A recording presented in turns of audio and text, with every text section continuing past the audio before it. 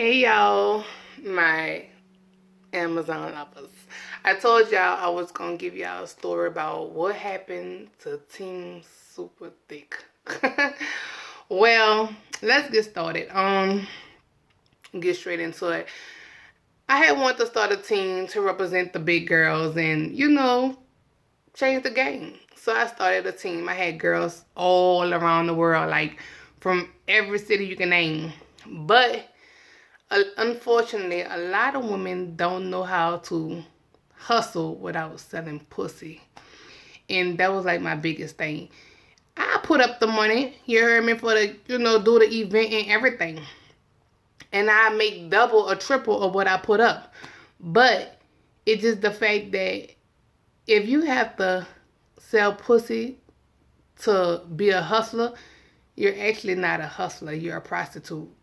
You shouldn't have to sell your body to get money. You know what I'm saying? Like, you supposed to know how to out talk somebody out the money, and you supposed to know how to keep it professionally and just dance and get the money instead of sleeping or fucking for the money. And a lot of girls that was on the team felt like if they didn't make enough money, they was gonna sell a pussy.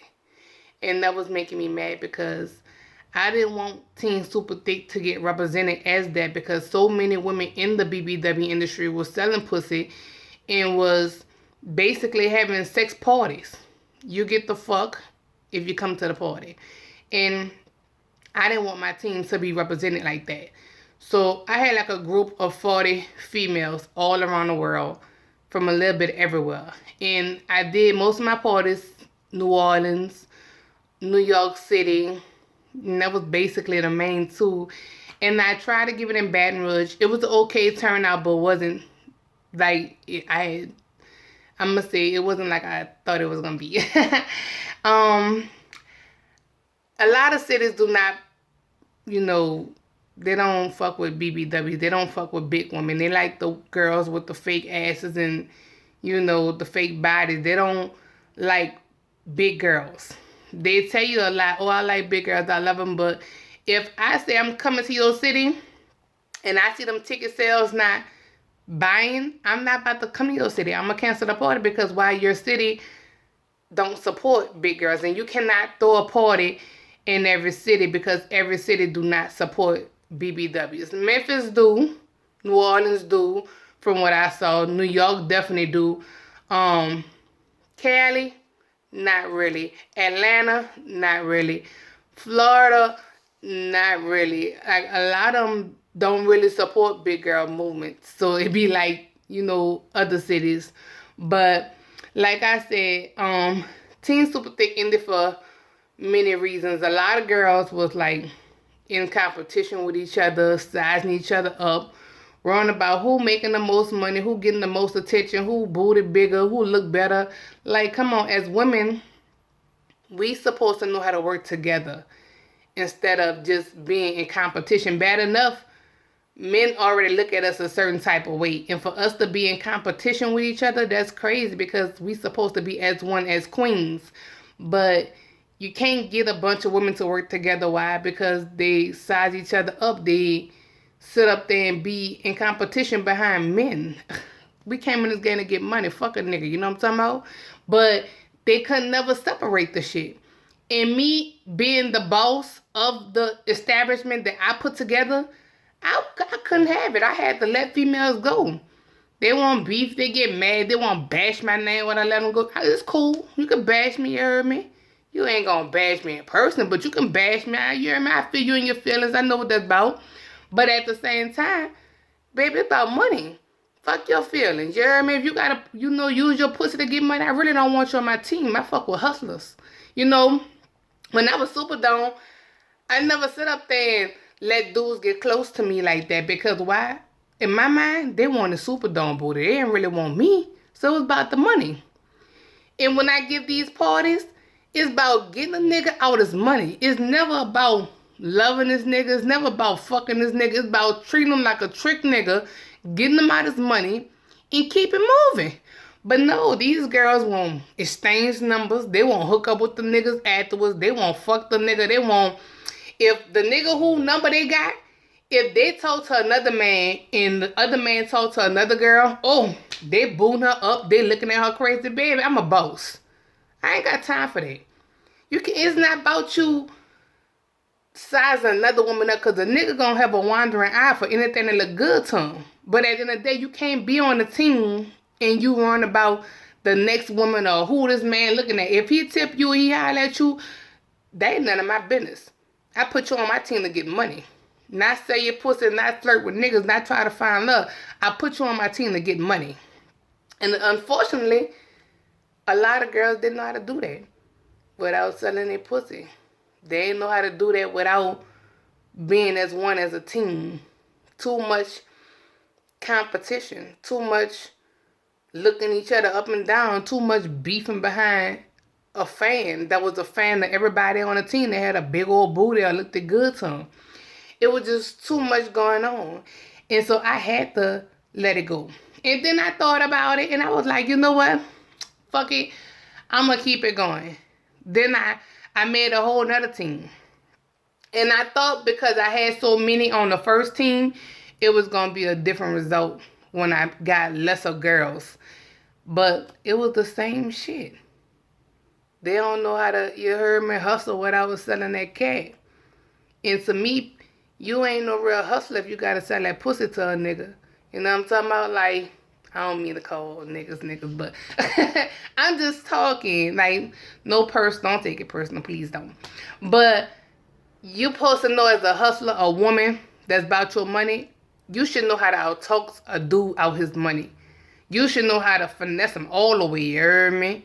You shouldn't have to be like, oh, putting a price on it or just even spraying your legs for it. But unfortunately, these girls was like that. And it was crazy because I always thought, bam, I'm the first BBW in the world to be a dope model that don't do porn. Then I started a whole stripper team. You heard me? And I had models too. I just didn't have strippers. I had models too, because I let my girls know, like, if you didn't feel comfortable stripping, you can model for me. And I paid them whatever. And I put their pictures out there or whatever. But I kept it clean. I let them do what I did. But a lot of them picked it stripping, you know, to make the money. And I put the money up. I never charged them a fee or nothing for nothing. Like, I just told them, look, bam, I'm giving a party in this city. Bam, meet me in this city. I'm going to pay for your room, boy, whatever. We all going to share a room, however the shit go. And I put the money up. But you'll think if I put the money up, they'll just know how to come make the money. But don't get me wrong, when you're a dancer, men have their type of who they're going to tip their money to. Just because you're pretty or whatever, that don't mean they're going to give their money. They might find something else that they might think attractive, you dig? But you can't always think with your vagina. You got to know how to hustle and finesse them out their money and be, you know, on some real, let me get this money shit. And, you know, talking to them sweet. When you selling a fantasy and you selling it, you have to sell it right. You have to sell a fantasy and talk to him sweet, be nice to him. Make him think he can get a woman like you. It's all about how you hustle. But, like I said, it was too much beef going on. Too much competition. Too much of women just sizing each other up and too much competition. And as me, as being the boss lady, this shit was representing me. You know, I wasn't no dancer. I was the boss. I made a team, but unfortunately, women cannot get along like that. Women size each other up. They talk down on each other. They be messy. And most of them, not all, but most of them just know how to sell pussy and they don't know how to get money. So, unfortunately, I just say fuck it. And I was done with it because I didn't started Team Superthick. I was the boss over a stripper team and a modeling team. And I didn't want that shit to represent me because bad enough, a lot of people already looked at Superdome as being so much and thinking I'm a porn star. I didn't want them to think I'm pimping females. I was a lady something. But I didn't want people to think of me like that. I wanted to be clean with the shit. I done been to parties where I done saw girls having sex and prostituting.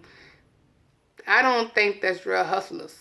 Me personally, you're not a hustler if you gotta sell your pussy. You gotta fuck for the money.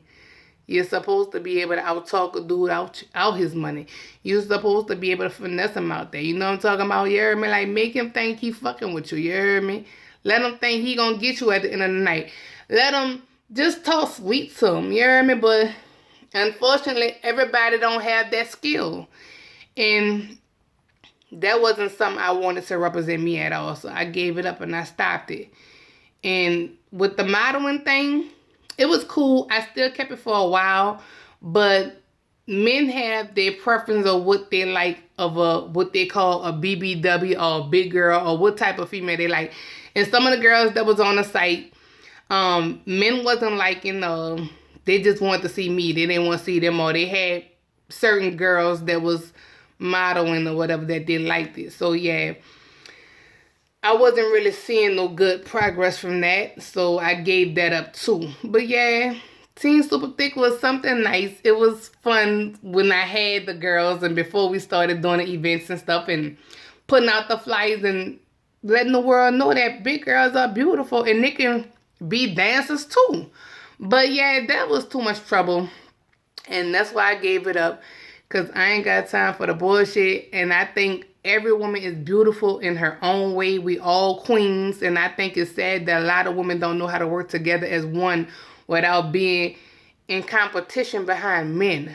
Without knowing how to hustle without fucking. You know what I'm talking about? Like, come on, man. You got to do better. And I just didn't want that to represent me no type of way no more. So I gave it up.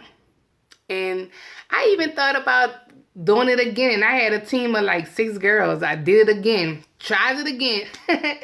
But it just wasn't the same no more. And I still was like, I didn't have the energy for it no more. I was like, fuck it, I'm done.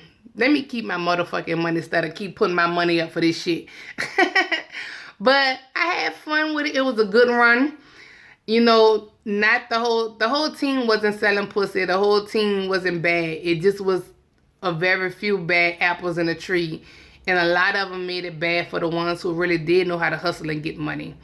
And I'm not gonna put no names out there who the real hustlers was and who the hustlers that just not a hustle with their pussy. They know what it is. I know what it is. You heard me, no need to speak on that. But like I said, in order to be a hustler, you don't have to sit up there and sell pussy. You should know how to hustle with just finessing, with just being who you are. Because if the man came there to see your body, okay, there it is. You heard me? Give him the body, but not give it to him in the reality, but in the fantasy way. Make him want you, but not actually give him what he wants. You know what I'm saying? So, yeah, I had to let it go because I was super dumb booty for 10 years. And finessing was my game, baby. Selling a fantasy was what I knew. I never gave you reality. I gave you the fantasy. And that was the thing. You're supposed to know how to separate fantasy from reality and give them the fantasy and not reality. But yes, that was about it. That's why I gave it up. Too much competition with each other. All my girls, I think, was beautiful in their own way. But it was just too much for me. And like I said, I didn't want to get represented like that. So I let it go. And I wish all them girls the best. It was nice working with all of them. I think all of them are beautiful. I wish them nothing but success and blessings upon their lives. But you know, to each his own. And now everybody got to go do their own thing with their own little hustle. So you know, I wish them girls the best. Still love them. No love lost. No hate against them or nothing. I wish them the best. So yeah. That was my story of what happened to Team Superthick. I love y'all so much. Thanks for listening, you guys. I love y'all so much. Give me a kiss. But yeah, thank you so much. And I just had to tell y'all that little story about what happened to Team Superthick.